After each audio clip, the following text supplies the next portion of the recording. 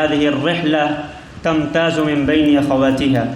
إن هذه الرحلة من الرحلات التي لا تمحى صورها من الذاكرة ولا تخفت أصواتها من الأعماق مهما توالت الأيام وتزاحمت اللحظات. ويا أساتذة مدرسة الحرم وطلابها، إن هذه اللحظات تنقضي، وأن اللقاء ينقلب، وأن ما كان بينكم من ألفة ومحبة ومودة وتعارف سيظل محفوظا في القلب طول الحياة.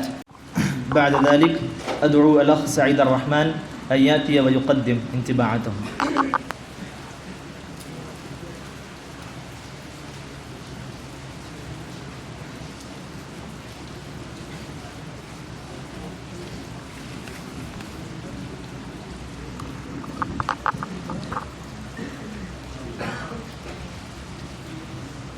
بسم الله الرحمن الرحيم، وبه نستعين، وآله وصحبه أجمعين. فضيلة الأستاذ الأديب علاء الدين الندوي حفظه الله ورعاه، فضيلة الشيخ نجيب حسن الصديقي الندوي، أساتذتنا الأفاضل، إخوان مدرسة الحرم المباركة، أولاً أحييكم بتحية الإسلام، السلام عليكم ورحمة الله وبركاته. لقد كان لي الشرف الكبير بزيارة هذا الدار، مدرسة الحرم العامرة، وما إن حللنا في هذا الدار استقبلنا السرور، فوجدت فيها من الجد والالتزام والنظام والعلم ما أثلج صدري وما أبهج خاطري.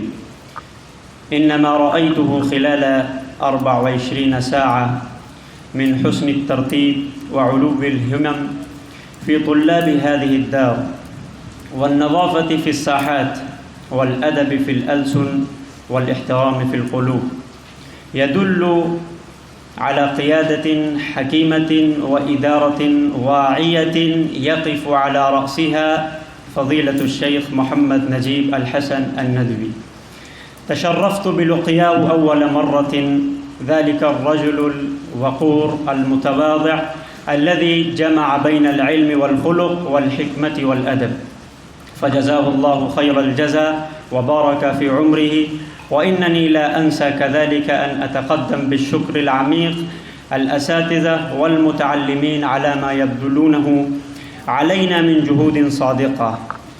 أيها الإخوان، لو شئتم أن أحدث أمامكم حديث القلب لا حديث القلم.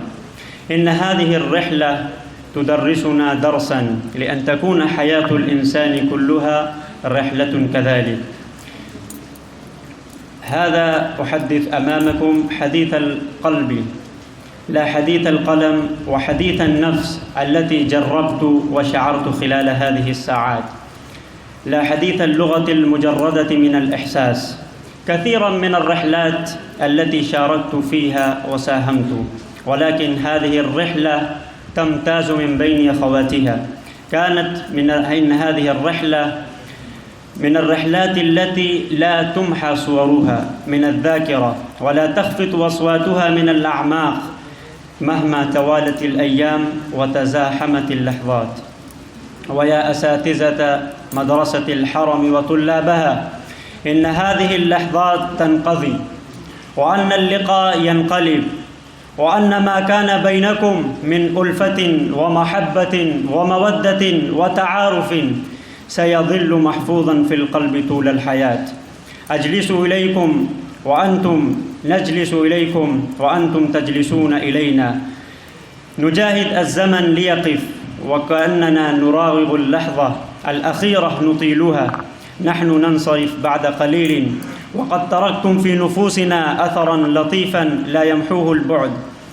تغدينا معكم غداء قبل قليل، لا أبالغ إن قلت لكم إن لذته لم تكن في طعامكم، بل فيما رافقكم من حسن استقبال وكرم معاملة. وتلك الأحاديث التي تسلل إلى النفس أن الغريبة ليست دائماً، وليست كل أرض جديدة أرضا غريبة.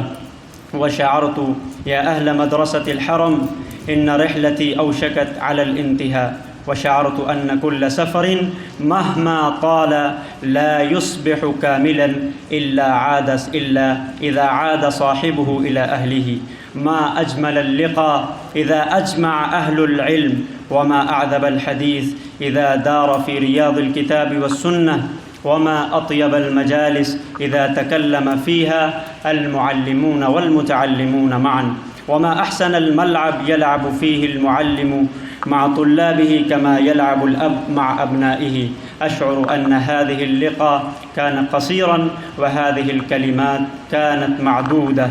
أعجز عن الكلمات التي تعبر عن انطباعاتي ومشاعر عما يهجس في قلبي أبين بها إلا بهذه الأبيات: ألا ليت أيام الوصال تعود وأنسى الفراق وما فيه من وجد، فإن يكن القدر قد فرق بيننا فالحب في القلب لا ينسى ولا يفنى.